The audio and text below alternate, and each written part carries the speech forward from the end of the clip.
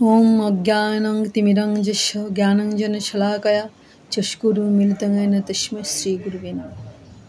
আজ পাঠ করছি শ্রী শ্রী ঠাকুর রামকৃষ্ণের দ্বিতীয় দর্শন চতুর্থ পরিচ্ছেদ, মাস্টারকে তিরস্কার ও তাহার অহংকার চূর্ণ করেন।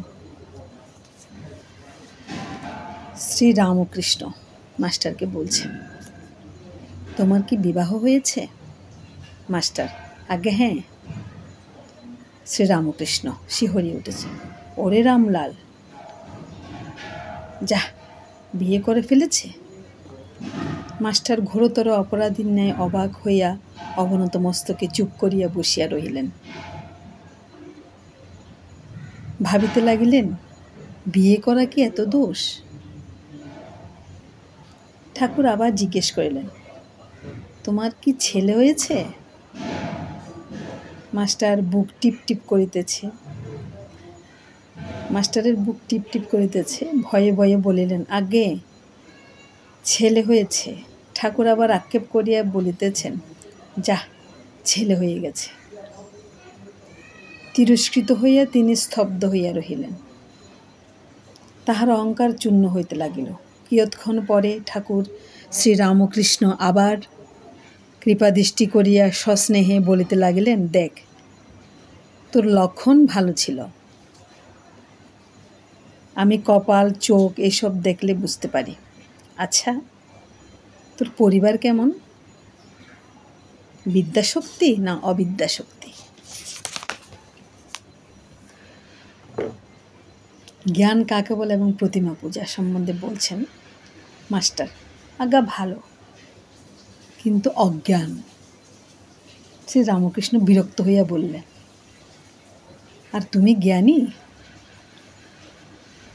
তিনি জ্ঞান কাকে বলে, অজ্ঞান কাকে বলে এখনো জানেন না। এখনো পর্যন্ত জানিতেন যে লেখাপড়া শিখিলেও বই পড়িতে পারিলে জ্ঞান হয়। এই ভ্রম পরে দূর হইয়াছে।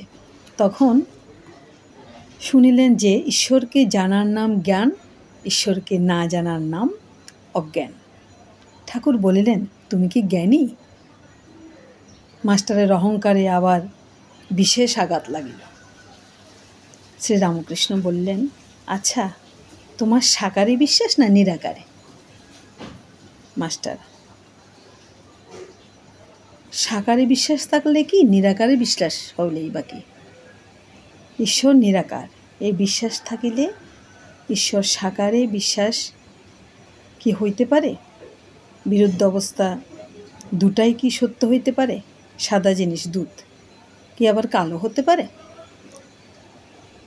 মাস্টার দুইই সত্য এই কথা বলবার বারবার শুনিয়া অবাক হইয়া রহিলেন। এ কথা তো তাহার পুঁথিগত বিদ্যার মধ্যে নেই। তাহার অহংকার তৃতীয়বার চূর্ণ হইতে লাগিল, কিন্তু এখনও সম্পূর্ণ হয় নাই। তাই আবার একটু তর্ক করিতে অগ্রসর হইলেন। মাস্টার বলিলেন, আজ্ঞা, তিনি সাকার এই বিশ্বাস যেন হলো, কিন্তু মাটির প্রতিমা তিনি তো নন। শ্রীরামকৃষ্ণ, মাটি কেন গো, চিন্ময়ী প্রতিমা। মাস্টার চিন্ময়ী প্রতিমা বুঝিতে পারিলেন না, বলিলেন, আচ্ছা, যারা মাটির প্রতিমা পূজা করে তাদের তো বুঝিয়ে দেওয়া উচিত যে মাটির প্রতিমা ঈশ্বর নয়, আর প্রতিমার সম্মুখে ঈশ্বরকে উদ্দেশ্য করে পূজা করা উচিত। লেকচার ও ঠাকুর শ্রী রামকৃষ্ণ। এখন বিরক্ত হইয়া ঠাকুর শ্রী রামকৃষ্ণ মাস্টারকে বললেন, তোমাদের কলকাতার লোকের ওই এক, কেবল লেকচার দেওয়া আর বুঝিয়ে দেওয়া। আপনাকে যে বোঝায় তার ঠিক নাই। তুমি বুঝবার কে? যার জগৎ তিনি বুঝাবেন। যিনি এই জগৎ করেছেন, চন্দ্র সূর্য মানুষ জীবজন্তু করেছেন, জীবজন্তুদের খাবার উপায় পালন করার জন্য মা বাপ করেছেন, মা বাপের স্নেহ করেছেন, তিনি বুঝাবেন। তিনি এত উপায় করেছেন আর এই উপায় করবেন না? যদি বুঝাবার দরকার হয় তিনি বুঝাবেন, তিনি তো অন্তর্যামী। যদি এই মাটির প্রতিমা পূজা করাতে কিছু ভুল হয়ে থাকে, তিনি কি জানেন না তাকেই ডাকা হচ্ছে? তিনি ওই পূজাতেই সন্তুষ্ট হন। তোমার ওর জন্য মাথা ব্যথা কেন?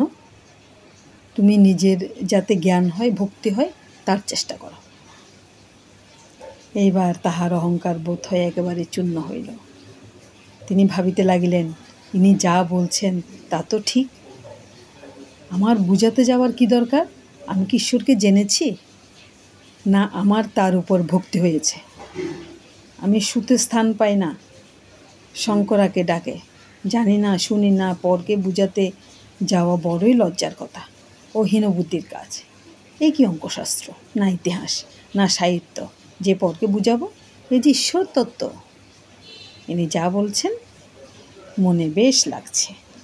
ঠাকুরের সহিত তাহার এই প্রথম এবং শেষ তর্ক। আর কোনোদিন তর্ক করেননি মাস্টারমশাই।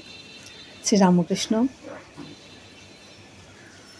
বলছেন, তুমি মাটির প্রতিমা পূজা বলছিলে, যদি মাটিরই হয় সে পূজাতে প্রয়োজন আছে? নানা রকম পূজা ঈশ্বরই আয়োজন করেছেন, যার জগৎ তিনি এইসব করেছেন অধিকারী ভেদে। যার যা পেটে সয় মা সেই রূপ খাবার বন্দোবস্ত করেন। এক মার 5 ছেলে, বাড়িতে মাছ এসেছে। মা মাছের নানা রকম ব্যঞ্জন করেছেন, যার যা পেটে সয়। কারোর জন্য মাছের পোলোয়া, কারোর জন্য মাছের অম্বল, কারোর জন্য মাছের চচ্চড়ি, মাছ ভাজা, এসব করেছেন, যেটি যার ভালো লাগে, যেটি যার পেটে সয়। বুঝলে মাস্টারমশাই? মাস্টারমশাই বললেন, আজ্ঞে হাঁ। এভাবেই শ্রী ঠাকুর শ্রী রামকৃষ্ণের সাথে কথোপকথনের মাধ্যমে মাস্টারমশাইয়ের অহংকার চূর্ণ হলো এবং নিজে যে মনে করতেন নিজেকে জ্ঞানী, তার অহংকারটা সম্পূর্ণরূপে চূর্ণ হয়ে গেল। এভাবেই ঠাকুর শ্রী রামকৃষ্ণের সাথে মাস্টারমশাইয়ের এই ছিল শেষ তর্ক, প্রথম এবং শেষ তর্ক। আর কখনো ঠাকুরের সাথে তর্কে লিপ্ত হননি তিনি। আজকে এই পর্যন্তই। ধন্যবাদ সবাইকে। ওম শ্রী শ্রী ঠাকুর রামকৃষ্ণ প্রণমস্তু। প্রণাম।